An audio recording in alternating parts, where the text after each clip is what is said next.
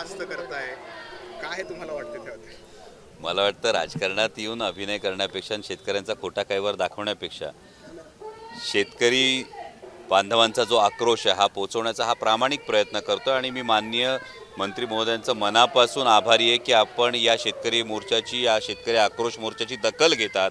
पण त्याचवेळी ही सुद्धा सर्वसामान्य शेतकऱ्याची अपेक्षा आहे की या संदर्भामध्ये कुठेही विषयांतर करणारी टीका टिप्पणी करण्यापेक्षा आपण शेतकऱ्यांचे हे जे मुद्दे आहेत कांद्याच्या निर्यात बंदी संदर्भात आपण ठामपणे केंद्र सरकारला सांगणार आहात का, हा कळीचा मुद्दा आहे। आमच्या शेतकऱ्यांना खासगी आणि शासकीय अशा दूध संस्थांचा भेदभाव न करता सरसकट 5 रुपये अनुदान देणार आहात का, हा कळीचा मुद्दा आहे। आमच्या बिबट प्रवण क्षेत्रामध्ये 3 फेज लाईट ही दिवसा देणार आहात का, हा कळीचा मुद्दा आहे। आणि माननीय मंत्री महोदयांनी आपल्या पदाचा वापर हा वैयक्तिक टीका टिप्पणीपेक्षा हा शेतकऱ्यांचे प्रश्न सोडवण्यासाठी करावा, एवढीच आमची मागणी आहे। हसन मुश्रीफ म्हणताय की तुम्ही दादांची फसवणूक केली। कोण? नाही, माझं मुश्रीफ साहेबांशी अजून बोलणं झालेलं नाहीये आणि जर त्याचा काही गैरसमज झाला असेल तर मी तो नक्कीच हा दूर करेल आणि मुश्रीफ साहेबांना कदाचित या सगळ्या गोष्टी ठाऊक नसतील। मी आदरणीय मुश्रीफ साहेबांना एवढंच सांगू इच्छितो की आदरणीय मुश्रीफ साहेब, आदरणीय शरदचंद्रजी पवार साहेबांनी जो एक विश्वास टाकला, जो विश्वास ठेवला, माझ्यासारख्या कोणतीही राजकीय पार्श्वभूमी नसलेल्या सर्वसामान्य मध्यमवर्गीय कुटुंबातल्या मुलाला देशातल्या संसदेमध्ये खासदार म्हणून पाठवलं, या कृतज्ञतेमध्ये या निष्ठेला जपणं आपण फसवणूक म्हणत असाल तर मला बहुतेक निष्ठा या शब्दाचा नवीन शब्दकोशातला अर्थ शोधावा लागेल। आपण हा मोर्चा सुरू केला आणि भाजपकडनं तुमच्यावरती टीका होऊ लागली। दुसरीकडे गडकरी साहेब मात्र शरद पवारांचं कौतुक करतायत।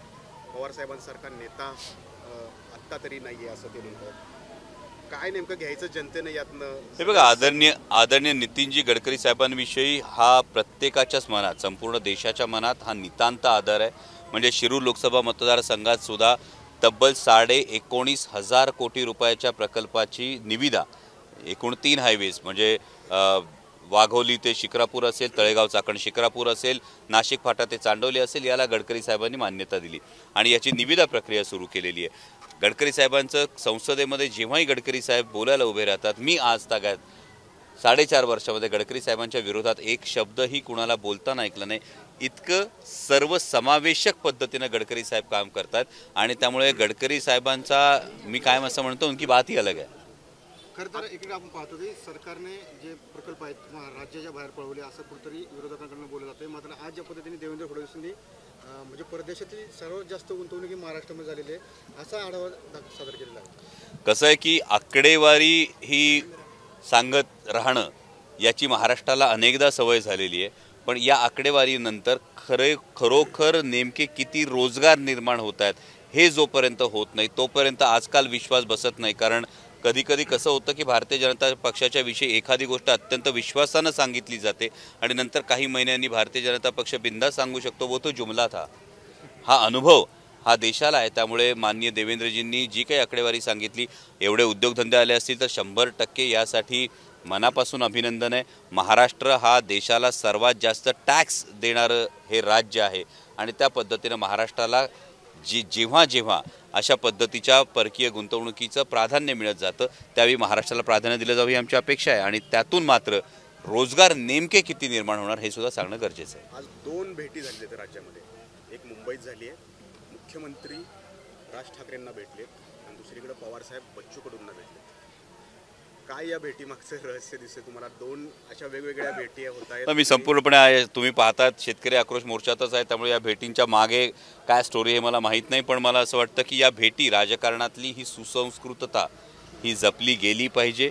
हे राजकारणाच्या पलीकडचे कधी कधी संबंध असतात, हे जपले गेले पाहिजेत आणि हे सुसंस्कृत राजकारणाचं जर याने वाढ होत असेल तर ती चांगली गोष्ट आहे। पंतप्रधान नरेंद्र मोदी 12 जानेवारीला नाशिक दौऱ्यावर येऊ शकतात, तशा प्रकारची पावलं जी आहेत ती उचलली जातात।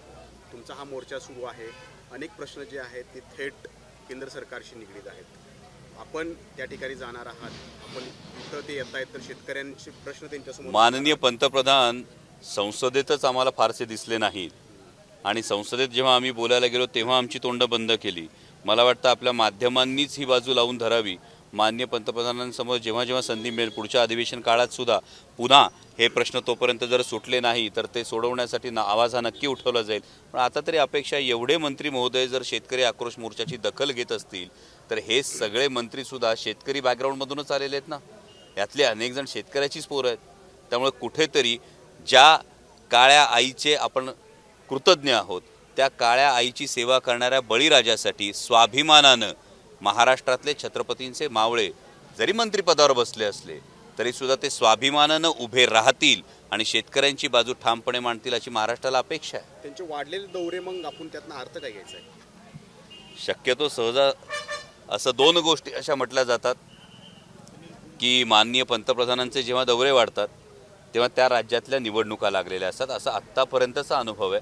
अजून महाराष्ट्र सरकार तर सक्षम आहे असं सत्ताधारी म्हणतात, पण माननीय पंतप्रधानांचे दौरे वाढले हे कदाचित महाराष्ट्रातल्या सर्वात जास्त, उत्तर प्रदेशनंतर सर्वात जास्त लोकसभेच्या जागा या महाराष्ट्रात आहेत. आणि आत्ता सातत्यानं येणारे सर्वे जे समोर आपल्या माध्यमातून येतात या सर्वेजमध्ये महाविकास आघाडीचं पारडं हे नक्कीच जड आहे. महाविकास आघाडीची बाजू ही मजबूत आहे आणि त्यामुळे कदाचित माननीय पंतप्रधानांचे हे दौरे वाढले असतील, पण नक्कीच देशाचे पंतप्रधान आहेत, त्यांचं प्रत्येक वेळी स्वागत आहे. फक्त माननीय पंतप्रधानांनी प्रत्येक वेळी येताना हा विकास आणि महाराष्ट्राच्या हिताच्या गोष्टी या समोर घेऊन याव्यात हीच अपेक्षा आहे. एबीपी माझा, उघडा डोळे बघा नीट.